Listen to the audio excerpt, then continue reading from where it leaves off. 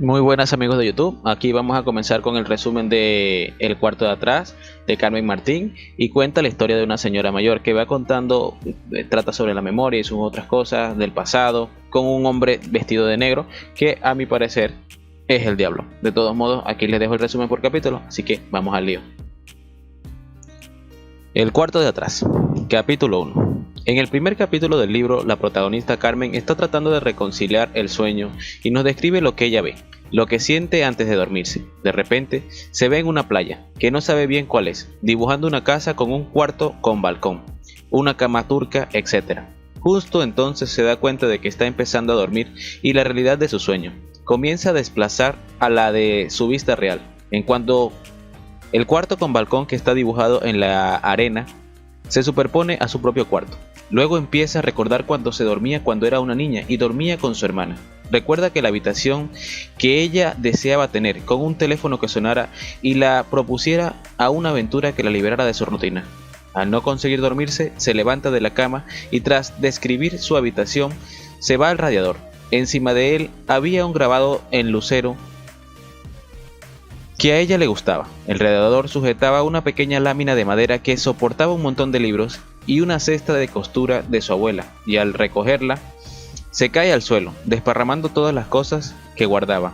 Al ir a cogerla, ella también se cae. Entre lo que sale de la cesta encuentra un papel doblado, en el que hay una carta romántica que se dirige hacia ella. El que escribe la carta dice que ella está sentada en la playa mirando al mar, y que se acuerda de ella y que le gustaría tenerla con él. Carmen se mete tan adentro de la carta que le parece estar viendo a la situación que escribió la carta. De repente, el hombre se levanta y echa a andar con los zapatos de la mano.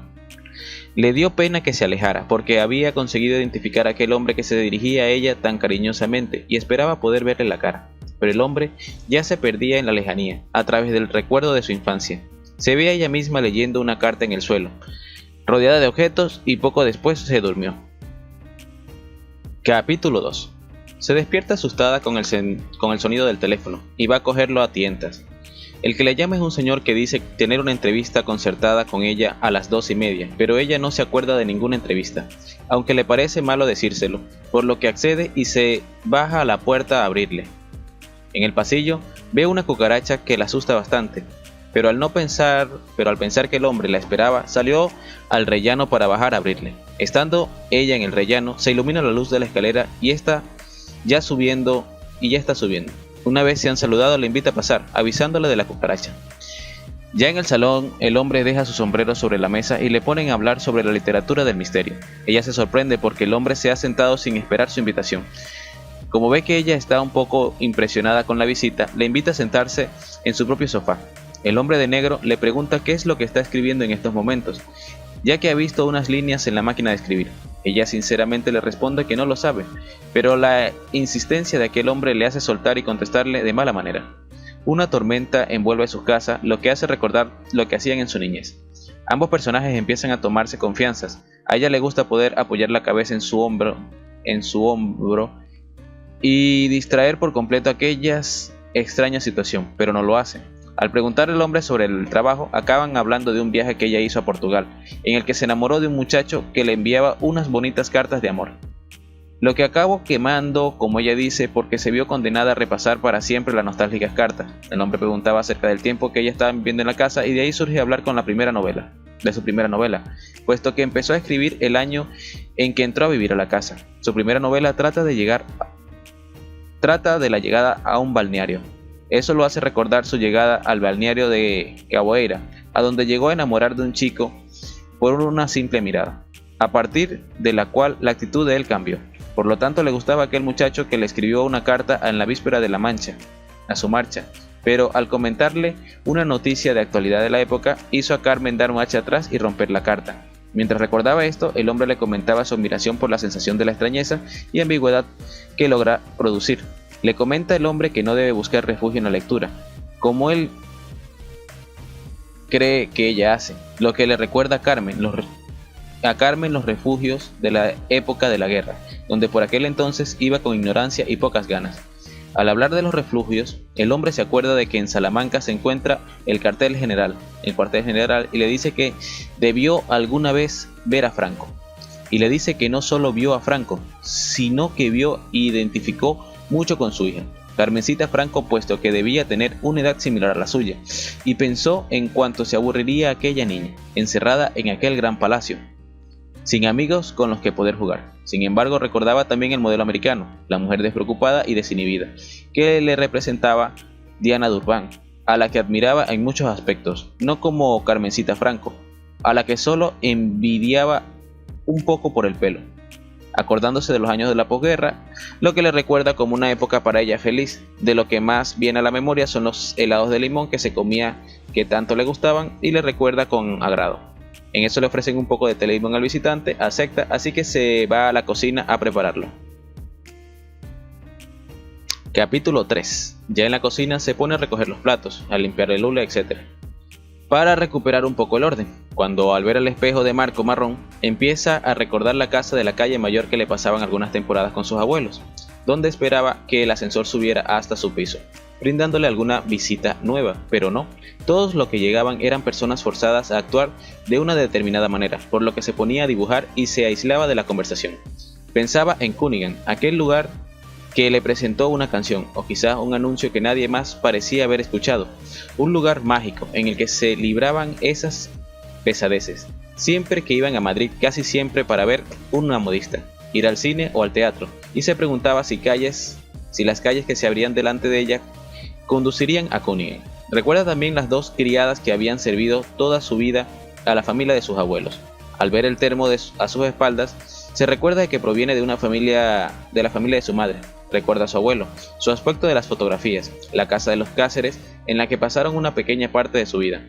Su madre le contaba historias, que ella sabía que le gustaban, y por eso se las contaba, y ella se sorprendía ante el común final de todos, y deseaba que alguien osara acabar una historia de modo triste, que más triste que el servicio social, que recuerda que intentaba hacer todas las mujeres según el canon de Isabel la Católica, cuidando de la familia, feliz, sin ambiciones y conformista.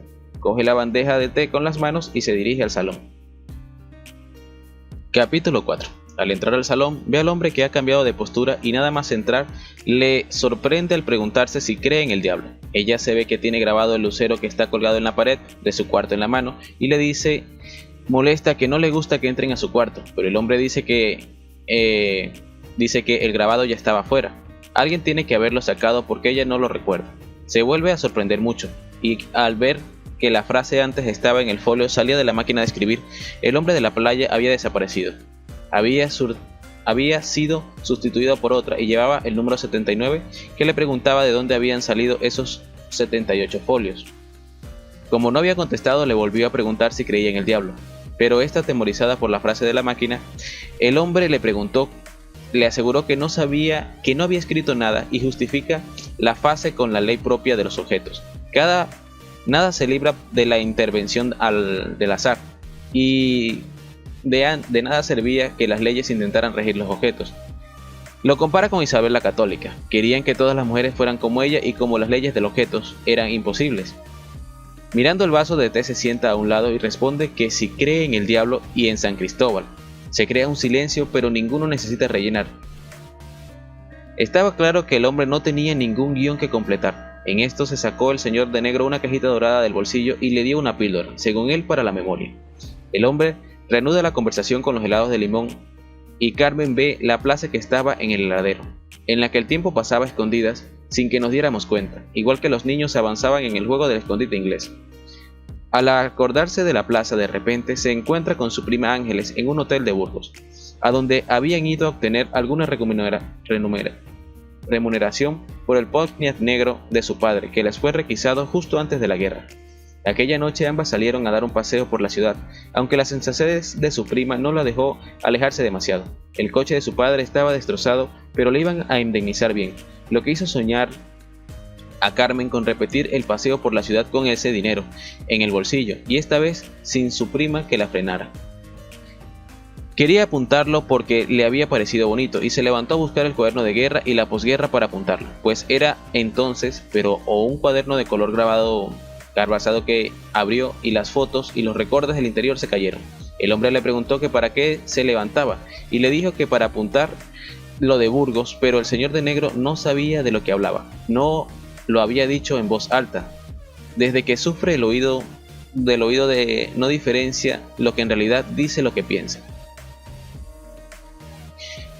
Pensando en una canción que se le escapa una frase, hace pensar al hombre que se encuentra realmente afligida por su afección, por lo que le dice que no se preocupe, que lo encuentre, que le cuente de Burgos y ya está, pero ella dice que no, que es un recuerdo sin importancia, a lo que el hombre responde teniéndole un cuaderno para que la apunte si lo quiere. No hace más que escribir desganadamente el título de lo que había recordado. Siempre le pasa lo mismo, cuando se levanta a coger el lápiz y el papel. Ya se ha desvanecido su mente lo que quería escribir, pero no escarmienta. Cada vez que cree algo merece la pena, se levanta en busca de lo material para escribirlo.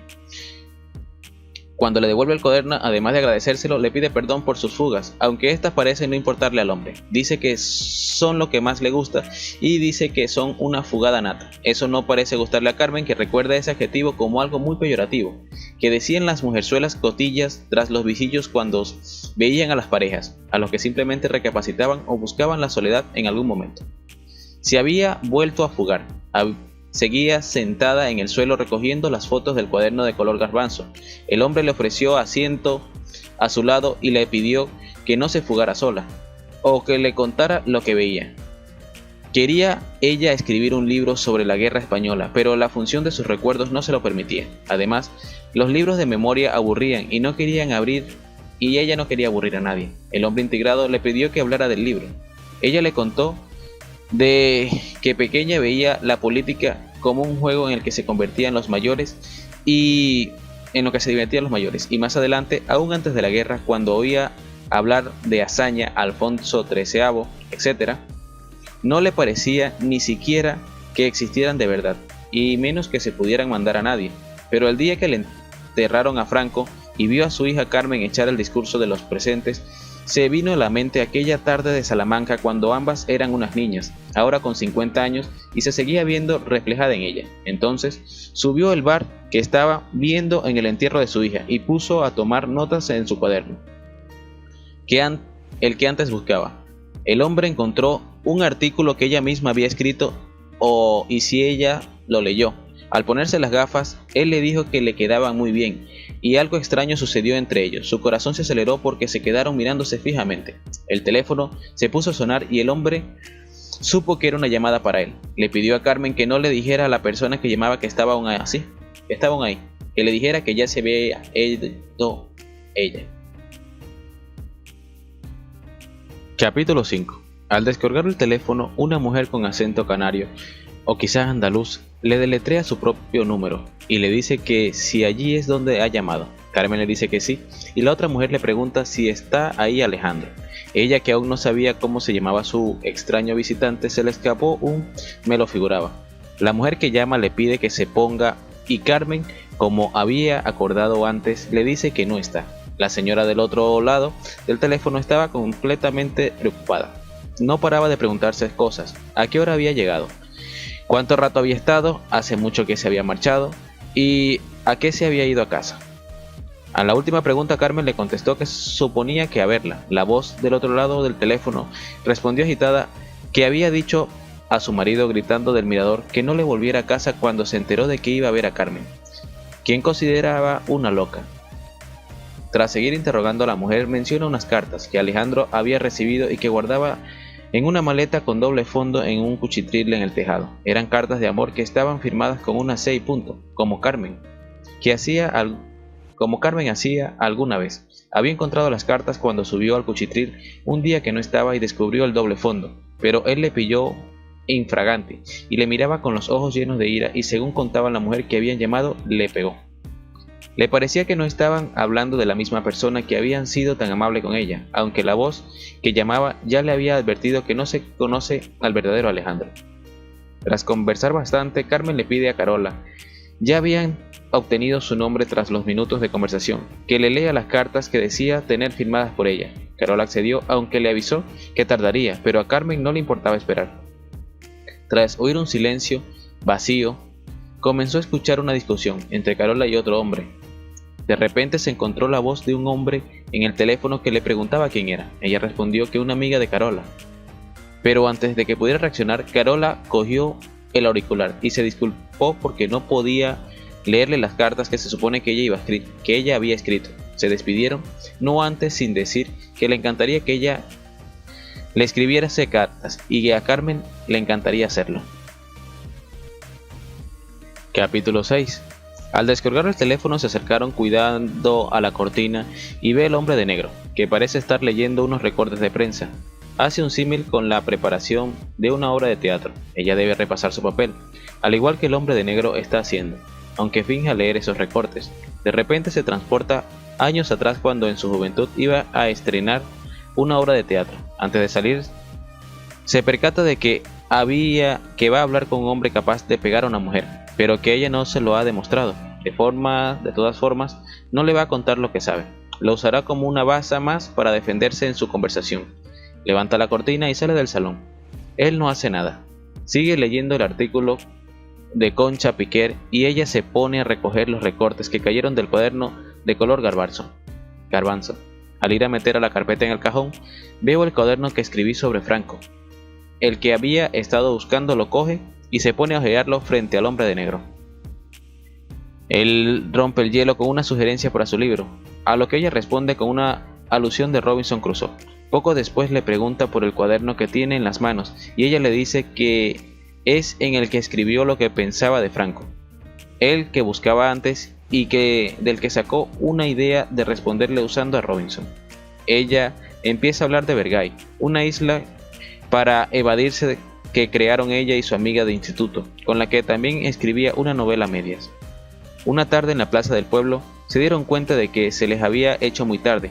Su amiga no tenía prisa porque sus padres no podían vivir con ella, por lo que Carmen inconscientemente envidiaba, pero Carmen sí se tenía que llegar pronto a casa y le echarían la bronca si no lo hacía. Pero no se le ocurrió una idea. Robinson, en su isla de escasez, no le perturbaba nada, necesitaba ingeniárselas para sobrevivir, pues nosotras crearíamos nuestra propia isla. Así que si me reñían mis padres, me irme a Vergai, nombre que surgió por la composición de nuestros apellidos. Esta amiga en la que inició la literatura de evasión, como ya he dicho, no vivía con sus padres. En casa de Carmen había un cuarto que, como no se usaba para nada, la usaban ellas para jugar. Allí podrían hacer de todo lo que era jugar. En ese cuarto era como un paraíso, pero no duró para siempre. Pronto empezaron a poner cosas en el armario que había y poco a poco se convirtieron en despensa. Como no podíamos acceder a los bienes primarios, siempre se comportaban y cocinaban grandes cantidades que luego había que guardar en algún sitio, y las niñas en el cuarto de atrás tienen mucho sitio, y así poco a poco se fueron perdiendo los cuartos para jugar y se convirtió en una despensa. Otra muestra de madurez de su amiga es que ella no tenía padres disponibles y no podía tener juguetes propiamente dichos y se los tenía que fabricar, así que una cocinita de porcelana que le gustaba mucho a Carmen. Cuando ella la vio no le emocionó en absoluto, sino que produjo una indiferencia. Ella prefería los juguetes que se fabricaba para sí misma. Una teja podía ser mucho mejor de los esos platos decorados de porcelana que había que pagar para poder jugar con ellos. La tarde que le enseñó la cocina de porcelana fue cuando inventaron la isla de Vergai. Al día siguiente ella y su amiga ya hacían planos y notas sobre Vergai. Carmen le admiraba mucho. El hombre impresionado le pregunta qué fue de los diarios de Vergai y ella le dice que seguramente los quemó, que siempre se idealiza lo que no está y que de ahora quizás le defraudarán. Al hablar de la pérdida de esos diarios en Vergai comienzan a hablar de cartas de amor y el hombre de negro se empeña en que ha tenido que escribir cartas de amor. Ella le entran ganas de nombrarle a Carola, pero no. Tras una intensa pausa el hombre le pide que deje el cuaderno, aunque ella le advierte que no va a entender nada y se sincera con ella diciéndole que lo demás se agradece es lo que hay contado en Vergai. De pronto un golpe se oye a sus espaldas y ella se abalanza en busca de la protección. El golpe la había asustado. Tras asegurarle a ella que no había nadie detrás ni nada de qué temer, él se separó de él y se sentó en la fofa. Luego se cerró la puerta de la terraza. Carmen está temblando y se da cuenta de que ha entrado mucho miedo de susto y le dice que no puede ordenar sus folios, pero ella le da una respuesta de indiferencia. El hombre de negro ayuda a Carmen a subir las piernas al sofá y le pone un cojín debajo de la cabeza. Tengo sueño, pero no se va, dice Carmen. No se vaya, dice Carmen. Y capítulo 7, Carmen se despierta cuando se siente un beso sobre su frente. Su hija ya ha llegado, le dice que si no la habrá estado esperando, que ya le advirtió y que por qué se había dormido vestida. Su hija le dice que son las 5, pero que ya le avisó que iba a tardar. Su hija acaba de llegar de una fiesta, se va a fumar un pitillo y se acuesta. Está la nota rara. Y al preguntarle qué le pasa a Carmen, le responde que simplemente le duele la cabeza. Le pregunta que si ha venido alguien. Carmen, sorprendida, le pregunta que por qué lo dice, y simplemente porque he visto 2 vasos en la bandeja del salón. Y bueno, señores, este es el último capítulo, resumen completo ya. Si les gustó, suscríbanse, denle like. Si quieren apoyarme con algo, en la descripción está una cuenta de donación por PayPal. Yo se los agradecería mucho. Así que bueno, estamos hablando. Hasta luego. Bye bye. Ah, y otra cosa. Si quieren que haga algún resumen de algún libro, simplemente dejen en los comentarios. Hasta luego.